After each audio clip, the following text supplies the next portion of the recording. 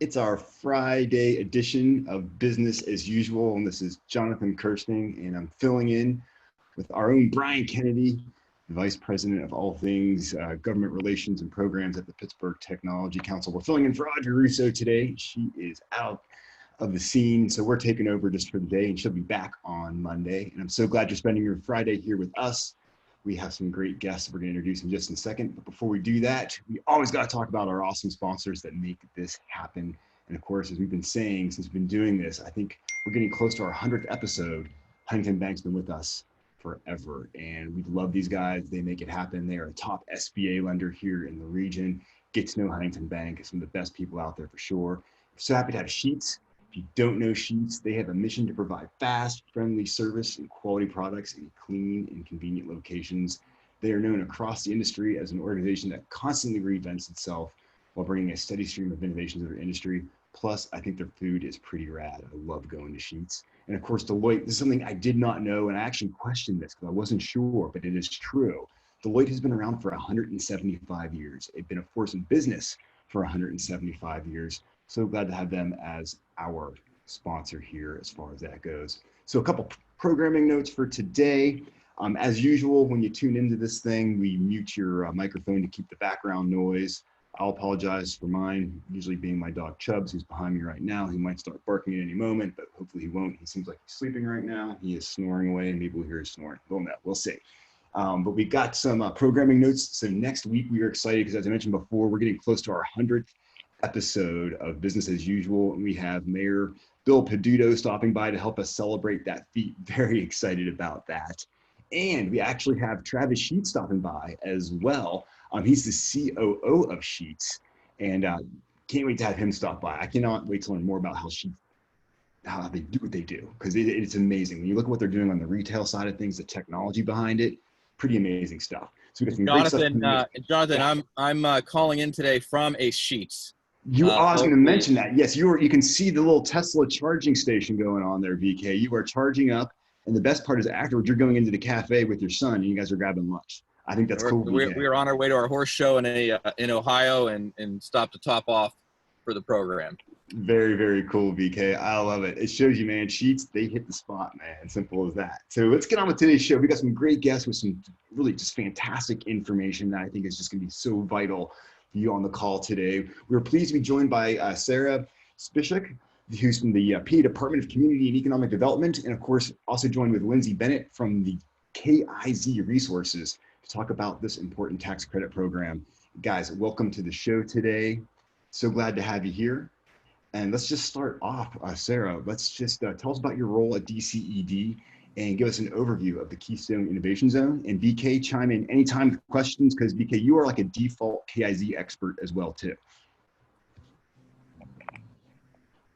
Perfect. Okay, so like Jonathan said, thank you so much for the introduction. My name is Sarah Spishock. I am the program manager for the Keystone Innovation Zone tax credit program at DCED. Have been doing it for about the last 4 years, so really starting to get into the groove of things. I know we have some time at the end for questions, so I will try to keep this presentation pretty short and sweet.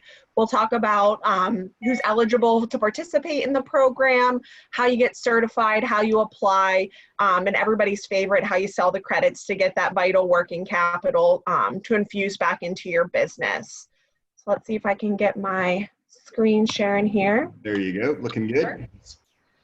So just by way of background, the Keystone Innovation Zone program was designed under Governor Ed Rendell's term to help improve and encourage tech commercialization.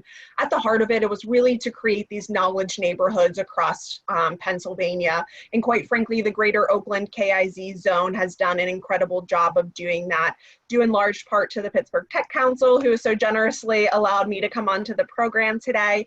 And again, with all the super strong academic institutions that are out there in Allegheny County.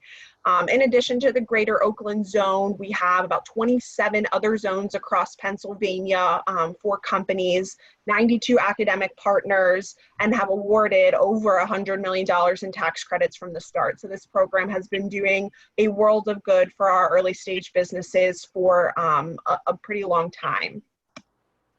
So how do you know if you're eligible to participate in the program? Keystone Innovation Zone companies are for-profit business entities, and they must be all of the following, which are listed on the screen. You have to be located inside a Keystone Innovation Zone. There are 2 in Allegheny County, the Greater Oakland Zone, which the Pittsburgh Tech Council manages, and the Pittsburgh Central Zone. So we have a large square footage there in downtown Pittsburgh in the south side, and there's some on the north shore. So be sure to contact either one of those organizations to see if you are in the zone. You have to be in operation for less than 8 years. That's going to be based on when you got your EIN. This program is really targeted for our early stage companies.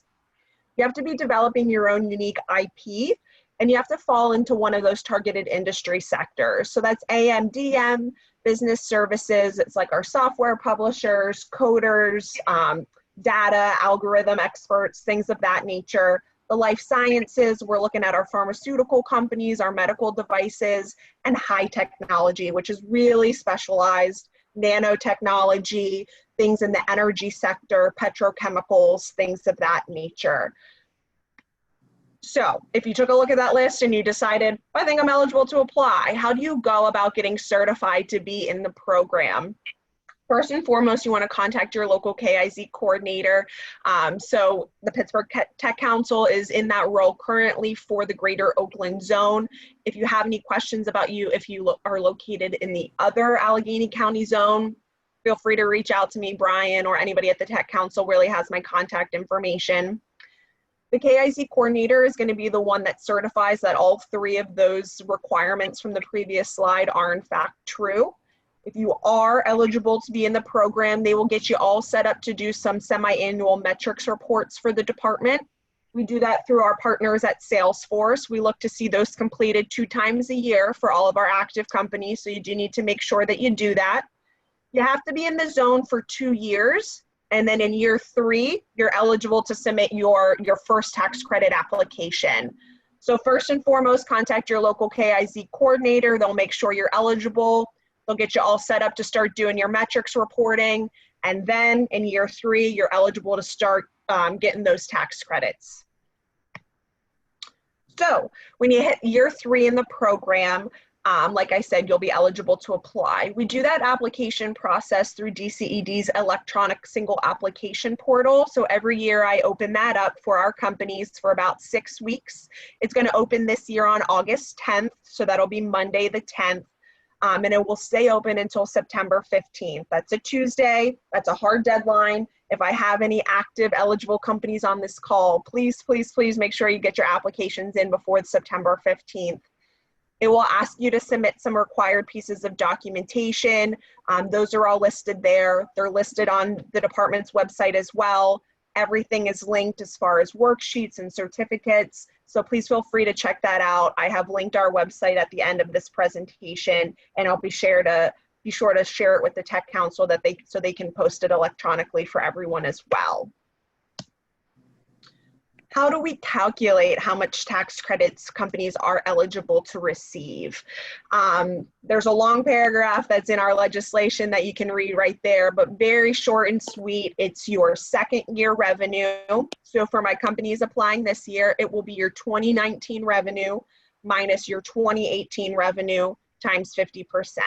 So you are eligible for half of your increase in revenue year over year. Tax credits are capped at $100,000 annually. So anything over that, you'll just come back down to $100,000. And we have $15 million allocated for the program. So if you are able to get through that entire process, get your tax credit application in, it gets approved. A lot of companies' first question is, I'm an early stage company and I'm not generating a profit right now. What should I do with that tax credit? There are a couple of things that you are able to do. First and foremost, you have to use it against your corporate liability first. But what you can do after that is you can either carry it forward if you think that your entity will start incurring some profit in the foreseeable future. You can hold on to it for a couple of years and use it at a later date. You can pass it through to any of your shareholders, members, or partners so they can use it on their personal income tax returns. Or everybody's favorite, you can sell your credits to a third third-party entity who will purchase them in exchange for cash. That cash can then be used to infuse back into your business, hire that summer intern you were looking to get, purchase that new piece of machinery, maybe get into a bigger office space. So every year you're eligible for that infusion of cash if you get the tax credit and you elect to sell it. If you do want to sell it, there are a few pieces of criteria you have to do. You have to submit an application to the department to get that done. You do have to identify a buyer prior to submitting an application. This process typically takes about 60 days to complete. And once it's done, the department, DCED, myself, will send both yourself and the purchaser of your credits approval letters. That's really what triggers the transfer of funds to occur. The Commonwealth does not help facilitate the transfer of funds. 9 times out of 10, most companies look to brokers across the Commonwealth to do that. We have Lindsay Bennett on today from KIZ Resources, one of our great partners that do help companies find buyers for their credits. So that's a really important thing. You'll want to talk to Lindsay about that. If you have credits or you're looking to get some this year and you know you want to sell them, there's some pieces of information they'll need to collect as well. So that's basically KIZ in a nutshell in terms of eligibility, getting certified. I do just want to touch on research and development credits very quickly as well. They're also available. Those are administered through the Pennsylvania Department of Revenue. There's about $55 million in tax credits there annually. You can get R&D tax credits and KIZ credits in the same year. A lot of our KIZ companies are pouring money into research and development expenditures, which makes them eligible for both programs. I'm not an expert in it. Oh, Sarah, do you mind if I just jump in real quick? Of course. So the Pittsburgh Technology Council is a trade association, and a bit of what we do is lobbying. Today we're educating you about the tax credits, but next month we're going to be asking you to go to Harrisburg and help us to save these tax credits. We actually wrote the bill that allowed companies to sell research and development tax credits and really set the tone for making tax credits actually valuable to early stage companies in Pennsylvania, because before that they weren't that valuable. But I'm going to tell you, we're coming up on probably one of the toughest budget years that we faced in the last couple decades. And tax credits are looked at as spending on the revenue side of the house, and they're going to be under attack. Sarah can't tell you to go and lobby, but I will. These are going to be important programs, and the R&D tax credit is really worth paying attention to. It is not capped at $100,000 and can go significantly higher than that, particularly in your early stage years when you're dramatically increasing your expense on R&D, if that makes sense. Did you have more you wanted to talk about, Sarah, before we shift over to Lindsay? I just want to quickly go over, just again, yes, don't have to be in a zone to get R&D tax credits. Like Brian said, they are not capped. There's a federal program as well, so you want to make sure you're taking advantage of every single capital opportunity that there is out there.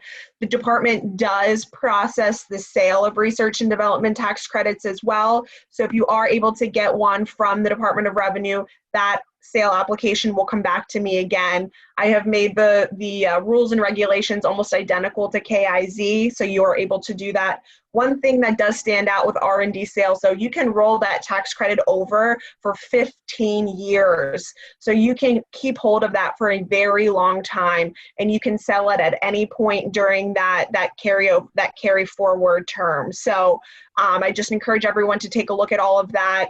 I have linked our program pages where you can find all of the information I talked about today. And again, I will send this presentation to Brian and the members at the Tech Council so that they could get that up on a website for you guys to have access to. I'll stick around if anybody has any questions at the end, but I appreciate your time. Very cool. Good stuff. Very, very informative for sure. So should we roll over to the other side of the house here with KIZ Resources? Yeah. So Thank you Lindsay, guys. tell us all about how you guys work. This is a really cool service, and I think people need to know all about this. Sure, absolutely. So our company kind of started, we're a private company, not affiliated with the state, but we started back in 2006 when these programs were starting to actually generate tax credits for companies because they're based on increases in revenues. So they were established in, I think, the Oakland zone in '04. So the first applications were happening in '06, and the accounting firm that we're a spin out from had clients that were eligible for these credits and didn't really know what to do with them then. So we kind of spun our company out, and basically we provide a service to help you through the application process to receive those credits. And then we can help with the sale process and match you up with our list of buyers throughout the year. And I know it's kind of crazy times right now that we're all facing with, but we definitely still have sales going on. We were working with a lot of buyers that are still interested in purchasing these credits all throughout the year. And, life goes on, and we're continuing to work on those measures. Excellent. And Lindsay, let me just ask the $1 million question that everybody wants to know. What are people getting for the credits when they go to market with them on average? Sure. So it's a range. The buyers are still purchasing credits around 90 cents on the dollar or so. And then depending on the fee level of service that we're providing for you, if we're working with you from the get-go of the application process, versus if you're coming in, you've already had your credit and we're selling a credit for you. So our fees range, and people are typically, companies are netting in the mid 80% range, give or take. Back after all fees. And people don't necessarily have to use a company like KIZ Resources. Right? Correct. You can identify your own buyer. So if you have a connection with, even an individual who owes a lot of taxes, you can go that route. Our service, we try to provide the most secure transaction for you to get those credits and work through that process very quickly.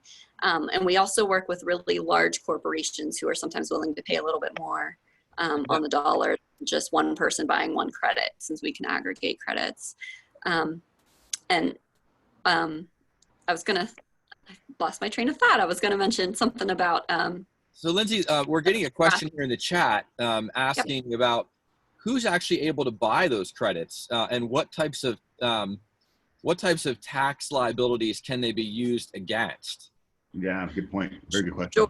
Sure. So it does depend on the type of tax credit that you're selling. So corporate net income taxes can be covered by all of the programs, as well as personal income taxes. Some of the credits can be purchased by large financial institutions and insurance companies, and some cannot. So it just depends on the type of tax credit that you're selling. There are limits on the buyer. You can't cover all of your tax liability with one tax credit program that you're purchasing. So there's some other limits as well that we help the buyers kind of navigate through to make sure that they're actually able to use those credits that they're purchasing. And there's no carry forward. If you buy too much of a credit, you lose that. So we definitely don't want a buyer to come in and have that issue come up. So KIZ has a lot of tax types you can use to your purchase against, which makes it, again, very advantageous for our companies, banks, insurance companies. You can run the gamut pretty much in KIZ. R&D is strictly CNI and PIT, which makes it a little bit more difficult to unload them. But everyone is always looking for a KIZ tax credit. I promise you that. There is so before we take a couple more questions from the chat section, Sarah, we had a significant number of applications last year that didn't quite make it through. And as a result, for the first time in quite a while, the state didn't actually issue all the credits that it had available. The program was undersubscribed. So can you talk about some of the common things that companies need to pay attention to that could cost them a lot of money if they're not paying attention? Absolutely. So about 2 years ago, the tax law was changed to require anybody who wants a tax credit in the state, you have to be compliant before getting that credit. Used to be done on the back end before you sold your credit, but now we won't even administer the credits if you're tax compliant. And that compliance has created a lot of issues for some of our smaller companies who may not have access to large scale accounting firms yet. So I implore everyone, the two biggest things are non-filed returns, or there are sometimes, which is not as likely, but a liability that's sitting on your account. What I would caution you, the biggest thing is if you opened a sales tax or an employer withholding tax, however, you weren't fully operational, you still have to file 0 returns. The Department of Revenue will ding you if you don't have those 0 filed returns in. So I would advise everyone to log on to their eTides account, which is through the Department of Revenue, prior to applying for any program. Make sure everything is all set in there. If you're noticing that anything's missing or not the way that it should look, please contact their customer service line. They can help you get that all squared away before you apply for your credits. Good question. Also, good thing to bring up, Brian. Also, any of your shareholders who own more than 20%, if they Correct. owe taxes, even if they only owe $5 and they haven't paid it, you're going to lose $100,000. So pay attention to that, because we don't want that money to go unused. I think we left several $100,000 on the table this year. Absolutely. In credit. So, hey, there's a question here from Colin Dean, who says, looking at the KIZs, how often are the boundaries reevaluated, and what is the process for having one of your properties included if they're expanded in the future? So they aren't modified too often, and that's done, intentionally. We want to make sure when modifications occur, they're done very holistically. We want to include everything in it as once. They aren't done every year, maybe every couple. So the process for that is you're going to want to contact your KIZ coordinator. I believe the Greater Oakland zone may be in flux here in the next couple of months. So of course, reach out to Brian or the Tech Council. They will make sure that the correct people get the information if you're interested in a modification. The coordinator has to evaluate that request, whether or not that makes sense for the companies in the program, the academic partners. They need to make sure it makes sense for their particular ecosystem. And if it does make sense, they will submit a formal request to DCED for review. We'll take a look, make sure it hits all our evaluation criteria as well, and then we would issue an approval, readjust our maps, and go from there. Very cool. Yep. Brett Rondon is asking, and I'm not sure, his question is, could you provide an example of a company who saves tax payments with KIZ program? It is public record, the companies who are receiving these credits. Is that correct?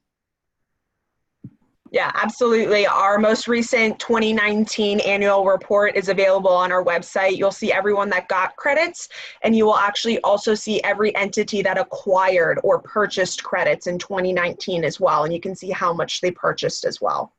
And it's the same thing with the research and development tax credit. So if anyone here works for a company and you want to find out if your company has applied for the R&D tax credit, you can go to the state, you can just Google 2019 R&D tax credit report, PA, and you'll find that report. And at the very end, you'll find every company who received a credit and how much they got. And I can't tell you how often I'm meeting with members of the Tech Council who don't know that they should be applying for that R&D tax credit because of what you said earlier, Sarah, because their mentality is, well, I don't pay taxes. What do I need? And I can tell you over the years, we've heard from some of our life sciences companies in particular that have received $500,000 of tax credits, turned around and sold those for 90 cents on the dollar. And one of my friends who's a CEO said, BK, I just have to tell you, the month we got that check, we couldn't make payroll. And it Awesome. literally saved our company. And that company went on to raise $80 million of venture capital the next year. That's what we like to hear. So these are really important things to just keep an eye out, right? Definitely. The R&D, it's across a lot of industries as well. It's not just, you're creating something never before seen, but if you're making incremental improvements to your products and your processes, and you're spending your own dollars on that, not, it's not funded research, you're spending your own money to improve things and make your business better or more cost effective. There's a lot of things that go into that you should be applying for. And the R&D tax credit is especially beneficial to small businesses. We actually worked with the legislature to write provisions to double the tax credit for small businesses. So for small businesses, it's a 20% tax credit. And we also put together a very substantial set aside. When we first started working on the R&D tax credit, less than $1 million of those tax credits were going to small businesses. And now it's dramatically higher, as Lindsay and Sarah can tell you. Yep, 11 million. 11. each year. Yeah. BK, I'm curious, can you talk a little bit more about the importance of making sure that these programs continue? As you said, it's going to be a tenuous budget year coming up. And I mean, how likely could these, be impacted, do you think? Well, so I mean, listen, there's some great advocates in the state of Pennsylvania. The Tech Council joins forces with Life Sciences PA, for example, and we're going to be fighting for these. But let's be honest, I mean, there was one budget year where the Pennsylvania House suddenly, without expectation, deleted every single tax credit, minus, I think, the film credit and the EITC. But these credits were nuked, including tax credits that were funding the Ben Franklins at the time. So, if the state's looking at a $4 billion deficit and is forced between cutting education and raising taxes, Right. They're going to make tough choices. And so we have to show the job growth associated with these, the revenue growth that the state can expect as a result of them. So my message is simply this: if you're getting a $100,000 R&D tax credit or a $100,000 KIZ tax credit, and you haven't told your state legislator thank you, it's time. It's a really good time to put a call in and just say, hey, these things are actually meaningful and they're creating jobs in your district, because they don't know otherwise. I promise they don't know otherwise. Even though and I think this is an important year to make sure you apply for these credits and apply early so that when they meet in November and they see ahead of, they see that these programs are being requested right now, that there's not, a down year in number of applications for these two, and even the enterprise zone, neighborhood assistance, all of the other programs that are available. Get your applications in. Absolutely. So we just got a few minutes left. Any kind of parting thoughts, advice, takeaways we should be doing as we roll into the weekend? Apply, right? Apply early. For KIZ especially, we are moving forward with the application process. Get those in. It's going to be open for 6 weeks. I can help you along the way. Make sure that you apply early. So that's about it for me. I appreciate everybody's time and coming here. And again, I am totally available working from home now. So happy to hop on any calls if anybody has any questions about how they apply or go about filling out any of the documents on our website. Thank you all. Great stuff. Seriously. Thank you. Yeah, I agree. If your tax returns aren't done, work on getting those done because they need to be filed before that September 15th deadline, along with the applications. And we're here to help answer any questions as well. We don't charge retainers or anything for advice. We operate on success-based fee if you engage us. So please reach out with any questions. Fantastic. And BK, thank you for co-hosting today. Very important conversation. I think got lots of great information out there. We could not do this show without our sponsors, without Huntington Bank, without Deloitte, and of course Sheets, which you are now just about done charging up at right now, BK. So you can go inside and get for the free charge. I appreciate the free miles. Absolutely. Great stuff. And remember, next week we're celebrating our 100th episode. It's going to be hot. And on Monday is our special Tech Vibe Talent Edition. We're talking to 3 Pittsburgh tech companies that are in serious hiring mode. You got to check it out. Until then, have an awesome weekend, everybody. This is Jonathan Kirsting hanging out with Brian Kennedy.